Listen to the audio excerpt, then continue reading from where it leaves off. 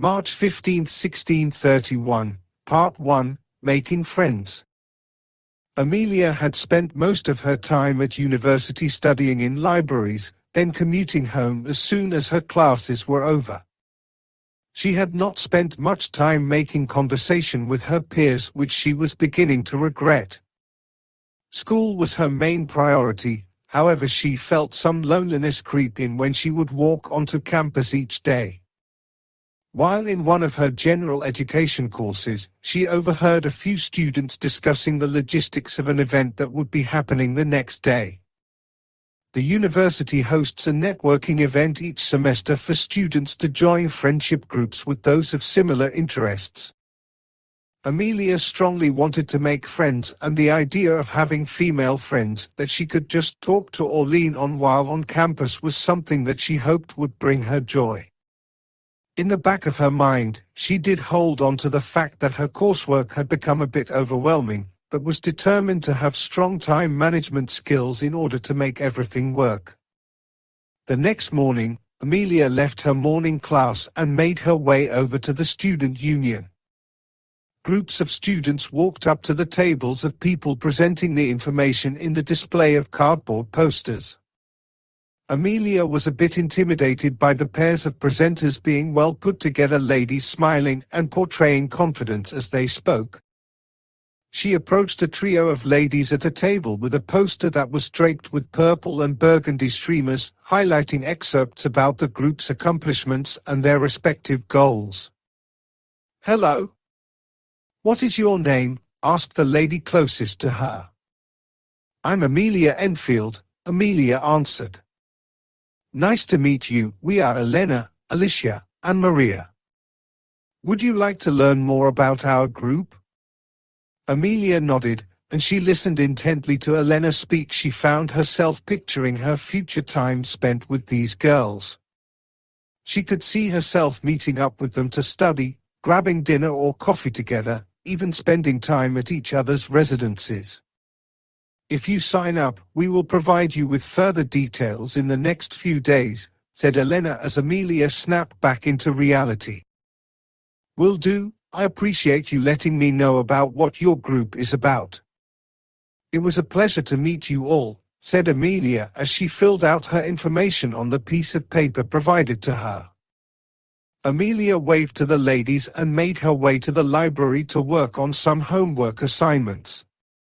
She had hoped this moment would be a step in the right direction. A few days later, she received a phone call from Alicia informing her they wanted to have a meeting with her regarding details about the group. "Arrive at the library on March 20, 1631, at exactly 7 o'clock in the evening and wait in the front lobby," Alicia instructed. "I will provide you with more details when you arrive there." March 20, 1631, Part 2, A Test of Confidence. The evening of March 20th, Amelia walked over to the front entrance of the library and took a deep breath. This experience was not supposed to be stressful, she thought to herself. Everything will be fine, just be yourself. As she entered the library, she could see Alicia in the distance making her way towards her, motioning for her to approach. "Hi Amelia, the meeting will be upstairs. We will have a few others joining us." "How many others?" Amelia asked. "Stay quiet for now, everything will make sense soon." Puzzled by the response, Amelia nodded and walked up the stairs to the top floor of the library. They walked through the long corridor with small conference rooms on either side. Alicia opened the door for her, and in this room were 12 other ladies seated together facing one chair at the opposite side of the table. Alicia motioned for Amelia to sit at the lonely chair while she took her seat amongst the 12. In an interview-like format, the girls began to ask Amelia many questions. "What are you studying?" "Statistics." "Do you live near the university?" "No." "Would you like to?" "Yes." Questions were asked about her hobbies and whether she spends time with her family. Amelia tried quite hard to just be herself, to answer every question normally and to not falsify an answer in order to make herself seem more interesting. If she was going to make friends with these girls, she wanted to do so organically. After many questions and answers, she recognized Elena from the event as she stood up. "Thank you for taking the time to do this with us," Elena said. "We will contact you in the next few days with next steps." "Thank you everyone," said Amelia.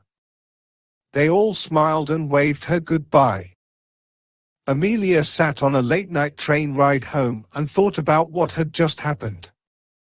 Did they like what she had to say? Were they just as interested in her as she was of them? Would this all be for nothing? The next few days went by slowly, with Amelia making up for lost time on her studies.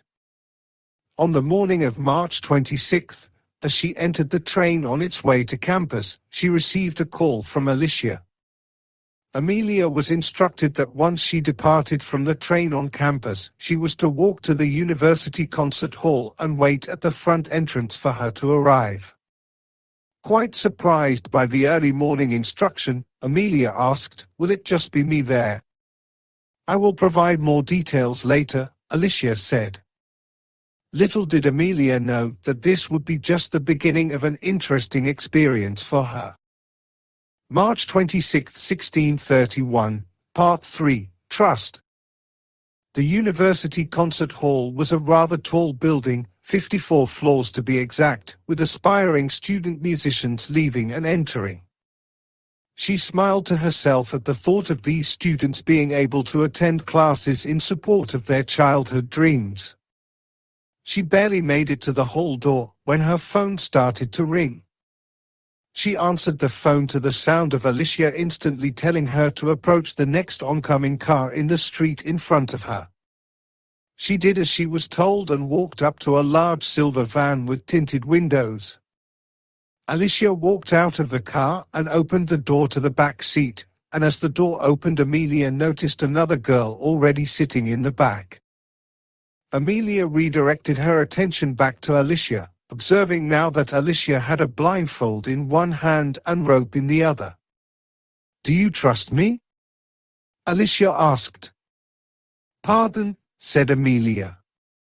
"Do you trust me?" "Yes." "Good."